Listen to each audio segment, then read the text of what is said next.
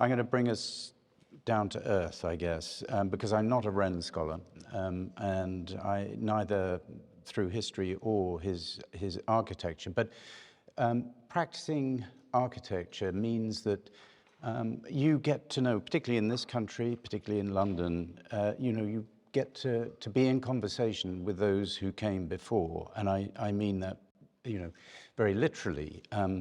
For instance, James Gibbs at St. Martin-in-the-Fields, when one works for 5 to 10 years in a particular place, which is what we do as practitioners, then something seeps in. So, my journey, this afternoon will cover very rapidly about 30 years of practicing.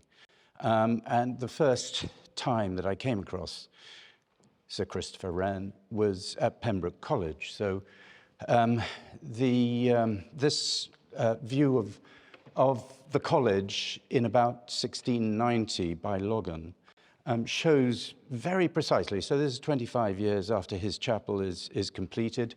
For his uncle, it's his uncle's mausoleum. It's a sort of place of resurgence. It's a remarkable achievement as the first building in a career. Somewhat reliant on Serlio, but also on the craftsmen with whom he worked. And that's a very interesting question about those collaborations, because architecture is certainly a collaborative art. It tends to end, with a name as author, but there are so many endeavors that are part of making buildings. So the foundation is in the 14th century, and there's the small first court. He adds this first classical building in either Oxford or Cambridge, and this was one of my early drawings, relating his chapel to, in the far distance, a building that we completed some 25 years ago, which starts actually as a master plan, which I'll come to. But I'm interested in the lantern, and indeed there's a lot of evidence of the iconography of this building. Seen from the other direction, you'll see that this is what has become known as Foundress Court. It's a building that terminates in a master's lodge on the left-hand side, but it has a lantern. It's the lantern that I'm just going to briefly talk about, because I can't say it was the group of the building committee who had this interest in the whole question of what the building and the lantern and a particular knuckle of the project might hold. So the lantern we know is very much as completed by Wren, looking at the Logan, so that's a very clear recording. It has this wonderful, on the right-hand side, sort of sense of being part of a silhouette, and I have come to admire hugely the English Baroque architects with their spires and towers and domes that are part of an urban theatricality and make the most wonderful sectional anatomical drawings. But going back through the archive of my own, you'll see on the left, I rediscovered this little sketch, which was having crawled up into Wren's lantern, which one can do through almost a chimney way.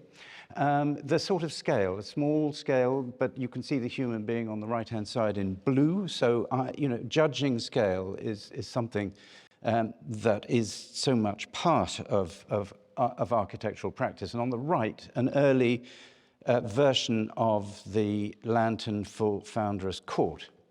On the top, you'll see the lantern, and next to it, a sundial. And I had no idea till quite recently that Wren was a keen dialist as a teenager. It's sort of wonderful. And that became an opportunity because of the college's interest in astronomy and a historic telescope that they had. So on this south-facing wall, it was agreed that we would put a dial.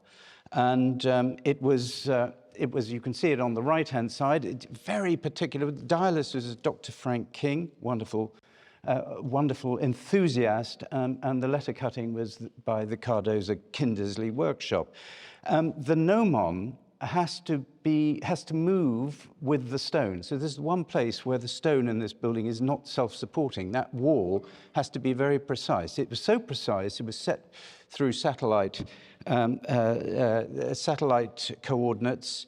Frank King used to set his students exam questions on the accuracy of this. Of course, it's an amazing kind of physical presence of the equation of time.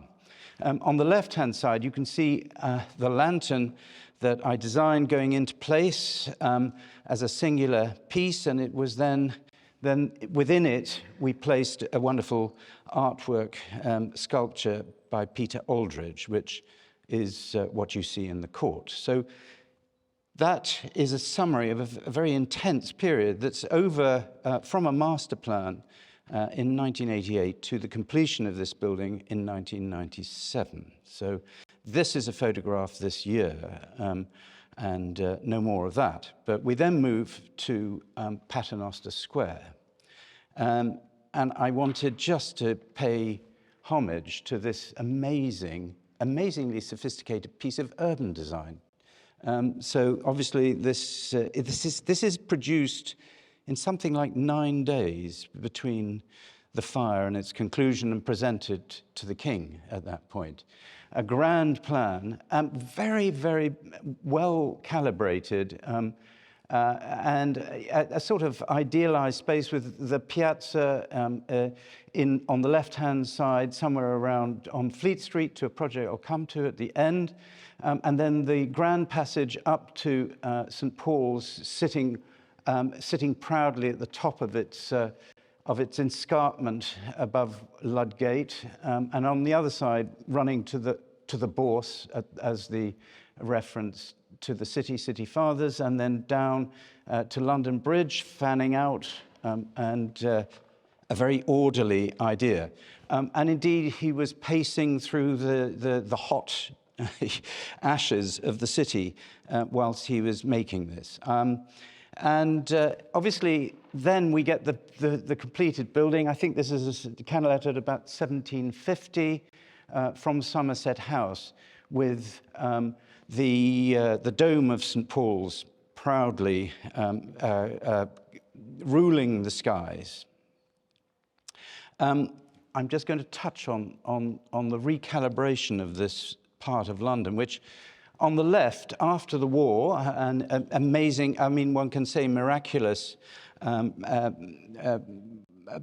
preservation of St. Paul's Cathedral, the whole area around it wiped out. William Halford created this manifestly modernist surround, and I would take you to the left-hand side, which is the north transept, which was then transformed in its second iteration. So this is the 50s, transformed in the early 90s, well, actually at the millennium, through, I think, a brilliant bit of master planning, very sympathetic, by Sir William Whitfield. And one part of that was to restore this view of St. Paul's and the north transept, which is brilliant.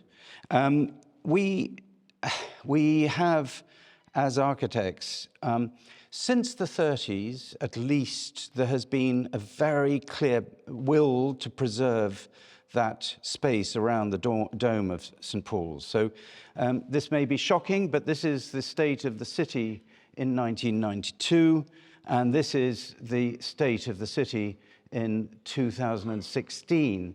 But everything is actually calibrated very, very carefully to the views of St. Paul's and other historic buildings in and around it. So just to say, coming back then from that extraordinary growth of the eastern cluster and the city asserting itself in competition to Frankfurt and Canary Wharf, back to Paternoster Square. So this is a drawing of mine from August 2000, looking at the way the building I was designing, which then became the London Stock Exchange, would pitch onto the square. William Whitfield's idea, quite brilliant, was to preserve the public realm, and he and I had many arguments and eventually a close friendship in terms of the colonnade that would establish the presence of the space beyond with the commercial buildings coming and going beyond. The other thing he did quite brilliantly was the Holford scheme had a raised platform which paraded as a public space. What he did was to create an undercroft to service all these buildings separately to create the public domain, and very carefully calibrated this colonnade, a large width, 6 meters, 9 meters high, always frames the dome quite brilliantly. So it's another iteration. And then we move to the third of my 4 projects, quickly, to the Royal Hospital at Chelsea. This, as I'm sure many of you will know, has been a hot potato in terms of architecture and urban planning. It was a Richard Rogers scheme, which was on the very verge of being approved by the Planning Committee at Westminster, when the rug was pulled by our King's plea to the Qataris to reconsider it, and it was then reconsidered. The master plan was conceived by Dixon Jones and Squire and Partners, and they were thinking about this as being much more of a European tradition, but also in relation to the Chelsea Hospital, which you can see beyond as another remarkable building by Wren. In the foreground, you'll see the pink and the yellow. The yellow is not built, but has planning permission. The pink is built around a new square, which is called Fifield Square. This then is this is an early drawing of 3 buildings that face up to Chelsea Bridge Road, the building in front, and on the back side of this to Fifield Square, a building that pays homage to Wren's wonderful building for the hospital, built for 422 inmates, I think, and completed in the 1680s or thereabouts. So, but it's in this brick with the rub brick arches. Its warmth. And then the particular thresholds are in Portland stone with this gradation of colonnading, and indeed the lettering. So on the building that I've completed on Chelsea Bridge Road, there is a 170-meter frieze of words by the poet, assembled by the poet Pele Cox, in reference to that. And the building that faces Fifield Square, I've used brick in reference to Wren's building. So the views and the sort of resonances are not literal, but are very much there. The final project I wanted to touch on is related to Wren's brilliant St. Bride's Church on Fleet Street. I would just reference the so-called warrant scheme, which had Wren in tears because it was a compromise, but this was the proposal at that point. A sequence of a dome, an enormous then rising to a second dome, and then no less than 6, I think, steps, which somehow echoes and prefigures the amazing and beautiful dome, spire of St. Bride's itself. And this has been really important for this scheme, which I'm not going into any details. But on the left, you have the pre-existing building, which is a 70s building that claws its way up north to south, with Whitefriars Street to one side and Salisbury Square in the middle, and the connection back to St. Bride's with a big building by Lutyens, the Reuters building, that sits betwixt the church and this new development, which you see on the right-hand side as an aerial view, St. Bride's, the Reuters building. The new building facing Fleet Street is a court building, and then below that is a new headquarters building for the City of London Police. It's all about cybercrime, finance crime, and a specialist territory being built by the City of London. And the third building is a commercial building to pay back something of their philanthropy, which is creating these two buildings for 125-year lives, at least, because of the will to have within the city boundary these specialist facilities. So the principle of this, you see a sketch on the left, and actually it's quite interesting. You will see the bow of Fleet Street going down to Ludgate, rising to the Cathedral. On the left-hand side, the Old Bailey, St. Bride's as the second highest element. It's some sort of 70 meters high,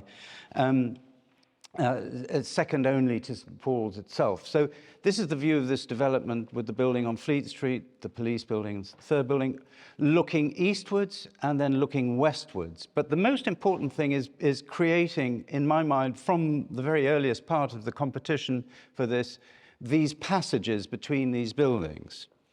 And what you then get is, this was a sketch of a few years ago now, on the left-hand side, is this passage running from west to east with the court building on the left-hand side and the police building on the right. So this is the sketch and this is the computer-generated image on the right. But what you get is a listed building which we're turning into a public house by an architect called Peebles.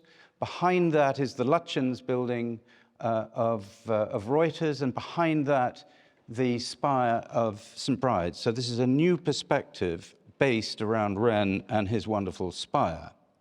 And actually, it's interesting to go back to Lutyens. This is his Reuters building, the photographs that are in his own monograph. And you see on the left, at the center, in the image, the way that he established a horizon that didn't challenge the spire of St. Bride's. It was a big building in comparison to its neighbors. You can see the Daily Telegraph just down the way, and then you have the Express building.